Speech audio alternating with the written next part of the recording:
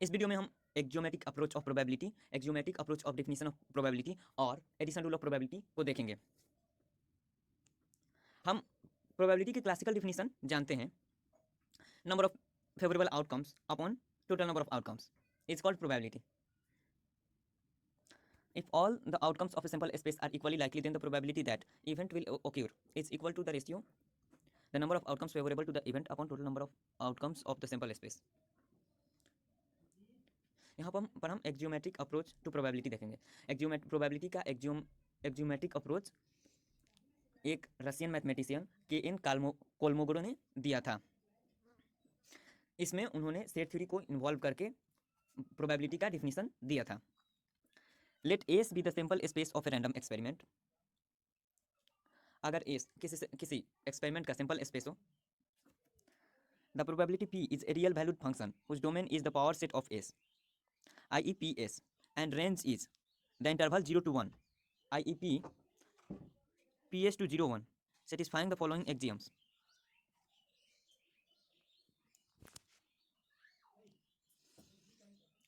मतलब कि हमारे पास किसी भी रैंडम एक्सपेरिमेंट का जब एक सिंपल स्पेस हो तो उसके प्रत्येक सबसेट से हम 0 और 1 के बीच एक फंक्शन डिफाइन कर सकते हैं। एक फंक्शन डिफाइन कर सकते हैं जिसका डोमेन उस सिंपल स्पेस का पावर सेट हो और जिसका रेंज 0 से 1 तक के रियल नंबर्स हो।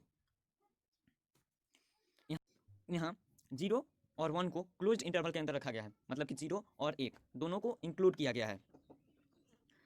इस प्रकार हम देखते हैं कि हमारा प्रोबेबिलिटी, किसी भी रैंडम एक्सपेरिमेंट का प्रोबेबिलिटी एक फंक्शन के रूप में डिफाइन किया गया है।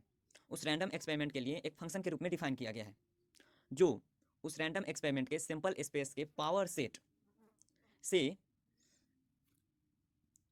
क्लोज्ड इंटरवल 0 1 रियल नंबर्स के क्लोज्ड इंटरवल 0 1 पर डिफाइंड है, जिसका domain power set of simple space है और जिसका रेंज 0 1, 0 से लेकर 1 तक के बीच में 1 तक की कोई वास्तविक संख्या है। अब हम देखेंगे कि केन कोलमोगोरो ने कौन कौन से एक्जियम्स दिए थे। तो उन्होंने पहला एक्जियम दिया था कि किसी भी इवेंट की प्रोबेबिलिटी जो होगी वो 0 या 0 से अधिक होगी। किसी भी इवेंट की प्रोबेबिलिटी निगेटिव नहीं हो सकती, वो या तो 0 होगी या 0 से अधिक होगी। Probability of S is equal to 1। Sample space की जो प्रोबेबिलिटी होती है वह 1 होती है।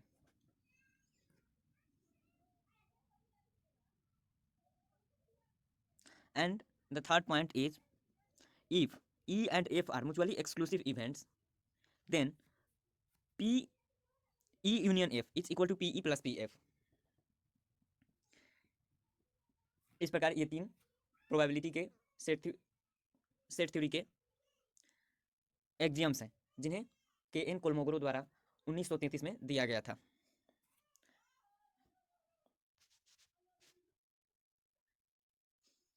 अब जैसा कि हम पहले से जानते हैं क्लासिकल डेफिनेशन ऑफ प्रोबेबिलिटी, वह वास्तव में probability of equally likely outcomes होता है। Let S be the simple space and E be an event such that Ns is equal to N and Ne is equal to M. If each outcome is equally likely, then it follows that PE is equal to M by N is equal to number of outcomes favorable to E upon total number of possible outcomes।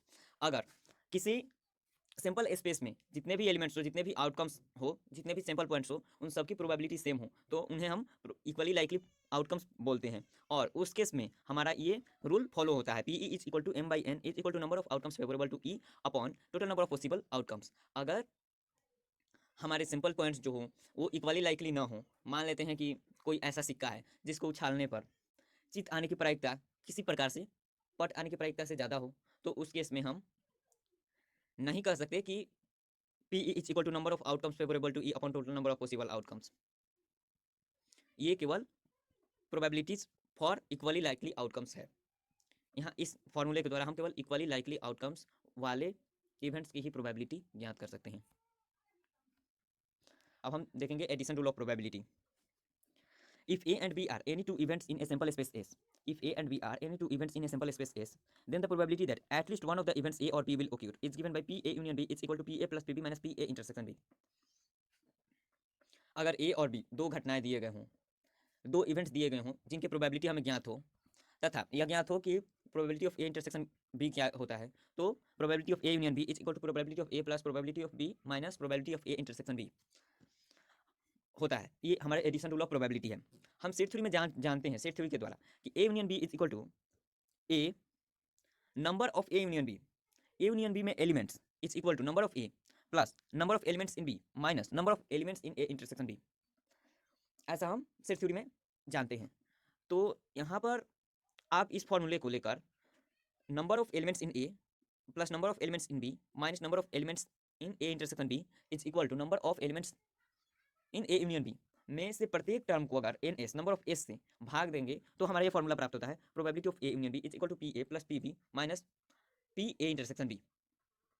Similarly हम वहाँ पर set theory में पढ़ चुके हैं कि number of elements in A union B union C is equal to number of elements in A plus number of elements in B plus number of elements in C minus number of elements in A intersection B minus number of elements in A intersection C minus number of elements in B intersection C plus number of elements in A intersection B intersection सी।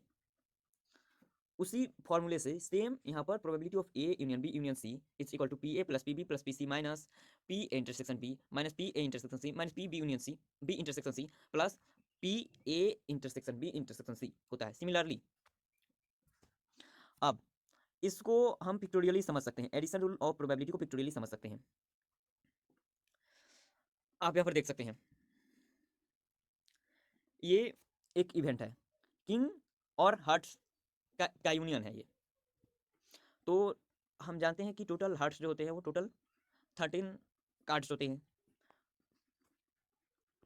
पूरे deck में hearts के card जो होते हैं 13 होते हैं, Kings के जो कार्ड्स होते हैं वे टोटल 4 होते हैं, और एक ऐसा कार्ड होता है जो किंग ऑफ हार्ट्स होता है।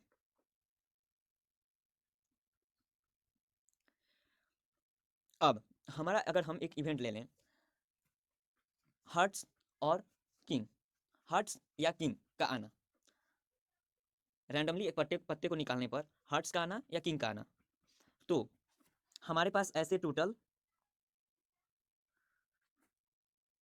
कितने एलिमेंट्स होंगे ये आप देख सकते हैं, टोटल 17 एलिमेंट्स होंगे ऐसे। इनमें से एक पत्ता ऐसा होगा जिसके लिए किंग ऑफ हार्ट्स होगा,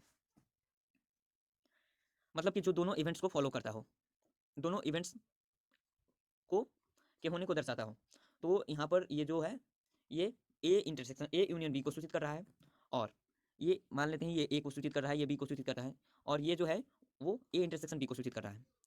तो यहाँ पर आप देख सकते हैं इन दोनों के सम को अगर लें तो यहाँ पर जो किंग ऑफ हार्ट्स है वो दो बार हो जाएगा, ये पार्ट हो जाएगा, ये पार्ट हो जाएगा, और किंग ऑफ जो हार्ट्स है वो 2 बार हो जाएगा।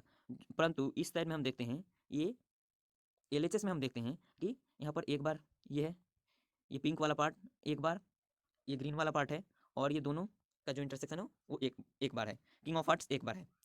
परंतु अगर हम इन दोनों को केवल लें तो ये 2 बार हो जाएगा, इसलिए हम एक बार इसको घटा देते हैं किंग ऑफ हार्ट्स जो इंटरसेक्शन है। तो A union B is equal to ये A plus B minus A intersection B, probability of A union B is equal to probability of A plus probability of B minus probability of A intersection B. यहाँ पर हम pictorially समझ सकते हैं इसे। अब हम देखते हैं म्यूचुअली एक्सक्लूसिव इवेंट्स के लिए प्रोबेबिलिटी का एडिशन रूल क्या होता है। तो हम जानते हैं कि म्यूचुअली एक्सक्लूसिव इवेंट्स के लिए पी इंटरसेक्शन बी 0 होता है, 5 होता है, 0 नहीं 5 होता है। तो उस केस में P5 जो होगा वो 0 होता है, असंभव घटना की प्रायिकता 0 होती है, इसलिए P5 वह 0 होता है। और इस केस में हम बोलते हैं कि if A and B are disjoint sets then P A union B is equal to P A plus P B.